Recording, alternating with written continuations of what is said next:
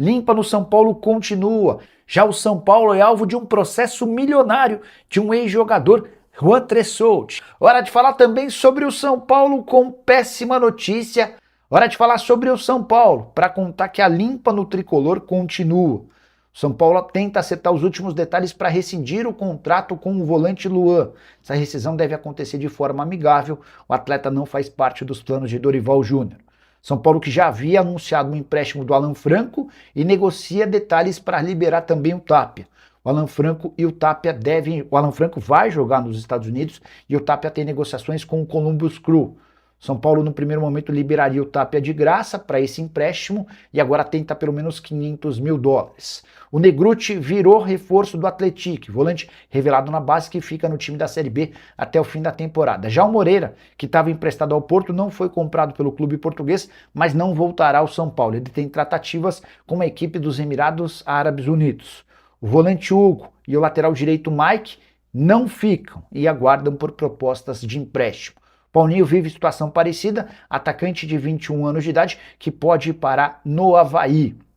Só para completar, em meio a toda essa reformulação, chama a atenção o nome de Gustavo Santana. Atleta comprado no ano passado do Cuiabá, você vai lembrar, ele até se mete numa confusão sem que ele tenha culpa, porque ele é utilizado numa partida contra o Cuiabá, que havia o emprestado.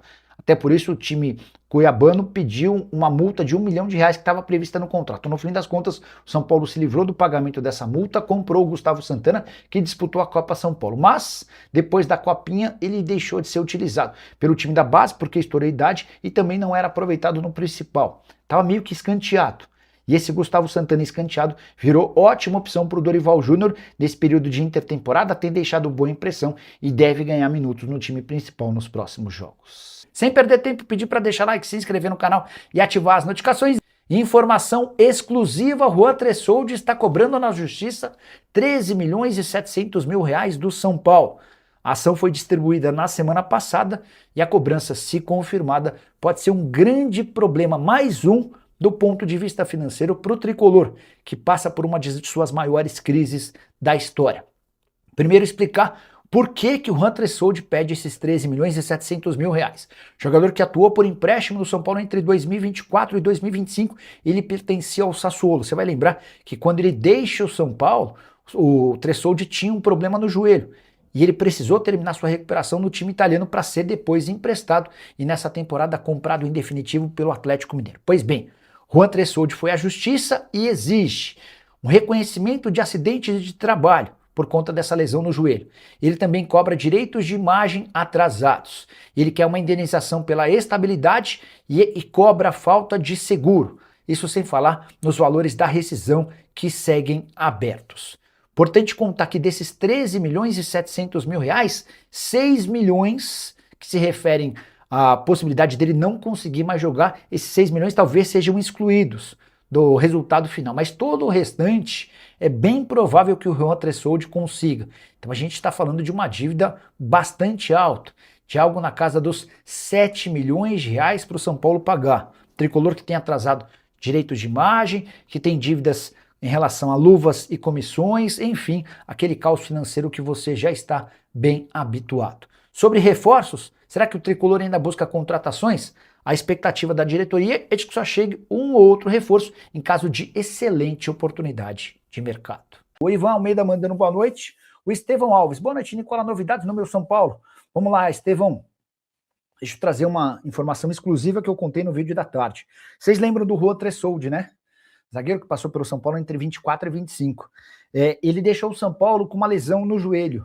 Acabou sendo devolvido para o Sassuolo, havia uma possibilidade de compra. No final das contas, a repercussão em relação à aquisição dele foi muito ruim e o São Paulo desistiu de comprá-lo. Pois bem, na semana passada, o Tressoldi entrou com um processo na justiça contra o São Paulo, cobrando R$13.700.000. Vou repetir, o pedido é de R$13.700.000. Várias dos itens dessa cobrança são absolutamente legítimos, né? Como, por exemplo, verbas da rescisão do contrato que não foram pagas, direitos de imagem atrasados, tem também a questão da recuperação do atleta. Só uma parte de 6 milhões de reais que diz respeito à possibilidade de o atleta nem conseguir mais jogar, isso acabou não se confirmando. Então o São Paulo, na teoria, deve se livrar dessa cobrança de 6 milhões de reais, a menos que o juiz ou a juíza entenda que o Fred tem direito a um percentual, porque ele de fato perdeu um tempo da carreira dele por conta dessa recuperação do joelho. Mas é grande a chance de o São Paulo ser condenado em pelo menos 6, 7, 8 milhões de reais nessa ação do Juan Tressoldi, hoje zagueiro do Atlético. Ele foi emprestado pelo Sassuolo ao Galo, performou bem e foi comprado, tá? E esse processo agora é questão de tempo para que o São Paulo tenha mais um problema para si. O Silmar Lima quer saber se é só notícia ruim no São Paulo. Pois é, Silmar, é uma atrás da outra, né? E aí deixa eu completar só com mais uma. Nessa semana o presidente Arrim Assis conversou com alguns influenciadores digitais que torcem pelo São Paulo. E nesse papo ele deixou bem claro que o São Paulo não deve alcançar os 180 milhões de reais planejados para a venda de atletas nessa temporada. 180 milhões. Tá? Até aqui o São Paulo conseguiu algo na casa dos 17 milhões de reais, com mecanismo de solidariedade, que envolve o Brenner e outros negócios. Para 180 falta bastante dinheiro. E hoje a perspectiva maior do São Paulo em relação à venda de atletas é com a saída do Bobadilla. Embora a especulação da semana passada de que o Bobadilla interesse ao Zenit não é real. O Zenit tem um funcionário brasileiro que tem papel importante e estratégico na busca por reforços brasileiros. Eu entrei em contato com essa pessoa e perguntei, vocês já discutiram, já pensaram na possibilidade de contratar o Bobadilla? E a resposta foi, Nicola, nunca falamos sobre esse nome por aqui. Elifer, Nicola, Icardi foi mesmo oferecido ao São Paulo. Elifer, essa notícia surgiu na Argentina, de um jornalista de lá. O São Paulo garante que nunca debateu esse nome. E de fato, se você for pensar, não tem muito sentido, né? O Icardi ganhava na Turquia, no Galatasaray, 3 milhões e meio de reais. E tá meio claro que o Icardi não vai mais conseguir um negócio desse tamanho. Jogador de 33 anos de idade, já em queda física, sem render como antigamente. Beleza? Beleza. Mas dá para imaginar que o Icardi de 3 milhões e meio aceite cair para 3 milhões, para 2 milhões e meio de reais por mês. Em uma das lives por aqui, vocês até fizeram um exercício, pô, mas se o Caleri pede 1 milhão e meio de reais por mês, ele quer 1.700, né? Mais luvas, fariam com que ele chegasse a 2 milhões e 100 mil. Para pagar 2.100, no Caleri é melhor pagar 2,5 no Icardi. O problema é que o São Paulo não tem nem os 2,100 que o Caleri quer, nem os 2,5 que o Icardi poderia aceitar. Enfim, essa negociação é hoje bastante complicada, tá bom? Clubes endividados e sem criatividade. É hora de trocas de jogadores como na década de 90. Cruzeiro e São Paulo em 97, por exemplo. Cara, faz muito sentido. Cheguei a ler gente dizendo que o futebol brasileiro está à beira do colapso, está à beira do precipício por conta do endividamento dos clubes. E de fato, ó, se você for pensar rapidamente, o Santos tem 3 meses de direitos de imagem atrasados. O Corinthians tem 3 transfer bans contra si. O São Paulo tem pelo menos 1 mês de direitos de imagem atrasados, além de pendências com comissão e com luvas. O Palmeiras é o único clube que se safa dessa situação, embora também com problemas. O Flamengo, o clube mais rico do país, anunciou que só quer pagar os empresários a partir do ano que vem. Esse ano não vai ter pagamento. E o BAP ainda chegou a dizer, ó, se o pessoal estiver insatisfeito, é só procurar outro clube e não negociar mais com o Flamengo. O Vasco tem tido muitas dificuldades, mas consegue até que pagar contas em dia. O Botafogo tinha 7 transfer bans contra si. Esses 7 transfer bans foram retirados graças à recuperação judicial. Não é que o Botafogo pagou esses transfer bans, pelo contrário. O Fluminense tem atrasado os salários recorrentemente, todo mês tem atraso de salário. No Cruzeiro a situação é confortável, no Atlético há problemas com pagamentos de salários e mais especialmente direitos de imagem e comissão. Se você for para o Sul, Grêmio e Inter sofreram demais com a perda de receita das patrocinadoras, a Alfa, que atrasou pagamentos. Por conta disso, eles também tiveram dificuldades. O Adriano Jacinto, boa noite, Nicola, e as novidades do São Paulo? Já falei sobre a situação, deixa eu contar sobre a BYD, mais uma, tentando trazer o máximo de novidades sobre o São Paulo. Desde o ano passado, o São Paulo busca um novo parceiro para a compra dos name rights do estádio. O contrato com a Mondelez, que é dona do BIS, se encerra em dezembro. E a Mondelez tem dado uma série de sinais de que não fica para a próxima temporada. Foram 25 milhões de reais por ano, num contrato de 3 anos, 75 milhões de reais. Dá para dizer que o São Paulo conseguiu uma boa negociação. Agora é encontrar alternativas. No ano passado, o Eduardo Toni, então diretor de marketing do São Paulo, chegou a ter uma conversa quente com a BYD, a montadora de carro chinesa, para que o estádio do São Paulo passasse a se chamar nesse ano Mono BYD. Acontece que por conta daquele escândalo de venda de camarotes de maneira ilegal, a BYD achou melhor dar um tempo nas negociações. Beleza? Interrompidas e tal. Nesse primeiro semestre as conversas foram retomadas, o Júlio Casares acabou renunciando, a Mara Casares e o Douglas Schwartzman foram afastados e depois expulsos, enfim. E aí a BYD se sentiu confortável para retomar as conversas. Quando o Eduardo Toni deixa a diretoria de marketing do São Paulo, ele é demitido pelo presidente Arrim Assis, existiam 4 alternativas: a BYD, o Banco Inter, o Banco Santander e a MetLife, que é uma seguradora internacional que inclusive dá nome ao estádio da final da Copa do Mundo. O que dá para cravar é que a BYD, que era talvez a mais interessada, ou a maior interessada, ela está desistindo do acordo com o São Paulo. Não houve compatibilidade em relação a valores. A pedida do São Paulo hoje gira na casa dos 50 milhões de reais por ano, tá? Lima. Boa noite, Nicola. Quando você cita o São Paulo, fala com razão que o tricolor está em situação financeira horrível. Porém, quando fala do Corinthians, dá sempre uma amenizada. Tô achando você muito corintiano. Não. Vamos falar sobre o Corinthians. Dá uma olhada nessa informação que eu trouxe no vídeo da tarde e até com acréscimo para agora. O diplomapa. Isso não tem a ver com a situação econômica do país, também é diplomapa. Tem a ver com a situação financeira do país, mas tem a ver também com gastos absolutamente inaceitáveis. Por exemplo, o São Paulo.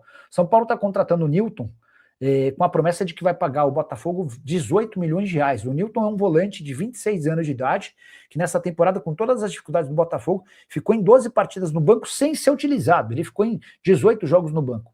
Em 6 ele entrou. Em outros 12, ele não saiu do banco.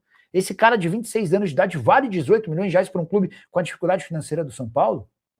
Ou o Corinthians, que está devendo para todo mundo e está pensando em contratar o Wesley para pagar mais de R$1 milhão por mês? Enfim. Me deu uma boa notícia, o Pereba do Tapia vai sair, o São Paulo está tentando conseguir uma compensação melhor, e eu acho justo que tente mesmo.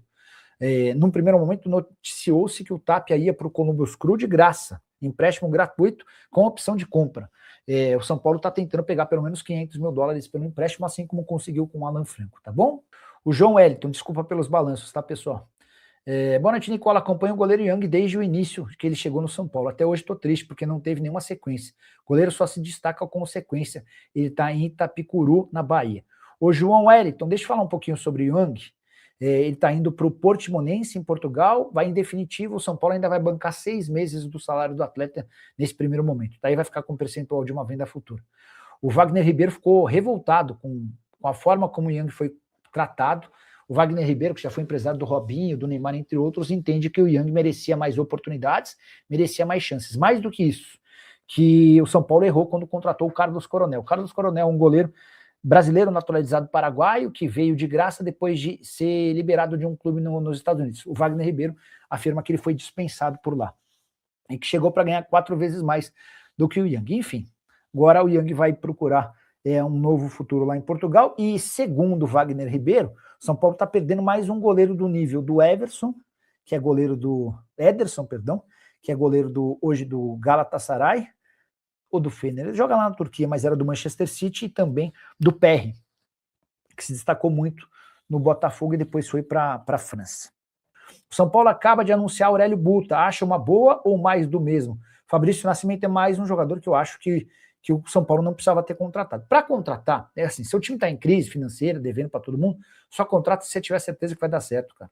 Trazer por trazer é melhor. O São Paulo tem hoje o Mike, o Cédric Soares, o Lucas Amon, tem mais moleque lá. E vai são 5 agora, é o Aurélio Buta, o Lucas Amon, o Cédric Soares, o Mike, tinha mais um menino que subiu da base.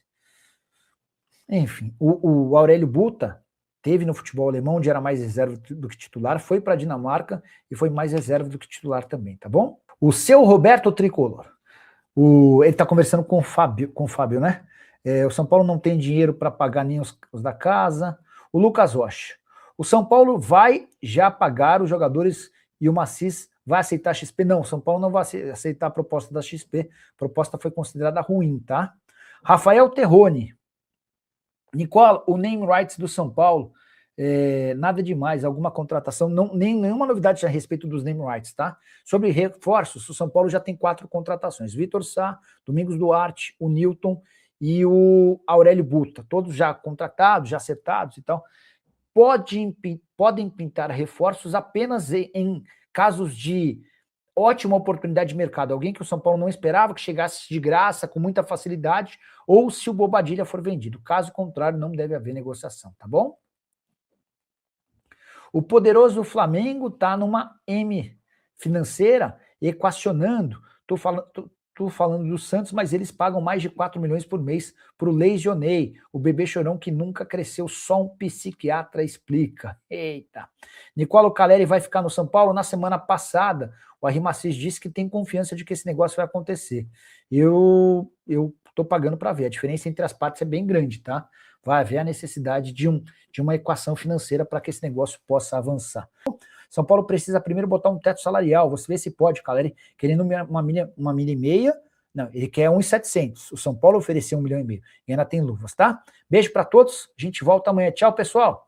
E o São Paulo não vai bater meta de venda de jogadores em 2026. Não sou eu quem está garantindo. Foi o próprio presidente Arrimacis, que durante a semana confirmou que não há nenhuma perspectiva no São Paulo de alcançar os 180 milhões de reais com transferências de jogadores programada para essa temporada. A consequência, a pior possível. Se você não bate a meta, você fica no negativo, vai registrar prejuízo e vai ver sua dívida aumentar ainda mais. São Paulo que passa por condição financeira extremamente ruim. Por que o Macis tem convicção de que não alcançará os 180 milhões de reais com transferências de atletas? Até aqui o São Paulo embolsou apenas 16 milhões de reais, com vendas pequenas e mecanismo de solidariedade. Hoje o São Paulo tem o Bobadilla como o principal, talvez o único grande ativo a ser negociado. E embora tenha especulado de que o Zenit ofereceu 10 milhões de euros, posso garantir que não houve oferta do time russo. O Zenit não tem interesse em contratar o Bobadilla. A expectativa do São Paulo de que o Bobadilla brilhasse na Copa do Mundo e voltasse valorizado não se confirmou. Marcos Antônio seria uma outra alternativa de negócio, mas o São Paulo reluta com a ideia de abrir mão de um de seus principais jogadores. Ele é alvo antigo do Flamengo. Diante desse cenário e sem a capacidade de alcançar 180 milhões de reais, o tricolor vai precisar buscar novas fontes de receitas, que podem vir de qualquer lugar. A grande dificuldade é transformar essas necessidades em dinheiro vivo. Até porque o São Paulo tem atrasado direitos de imagem, tem atrasado luvas e premiações, isso sem falar nas comissões dos atletas. Só para completar, queria contar que além dos 180 milhões de reais projetados com venda de jogadores em 2026, o São Paulo ainda busca 122 milhões de reais com o Morumbis, isso equivale a bilheteria, shows e camarotes, 80 milhões de reais com o clube social, 238 milhões de reais com patrocínio e publicidade. O que você pensa sobre o atual momento do São Paulo e mais do que isso, sobre a gestão Arrimacis de 0 a 10? Use o espaço para comentário para dar uma nota para o atual presidente tricolor. Beleza?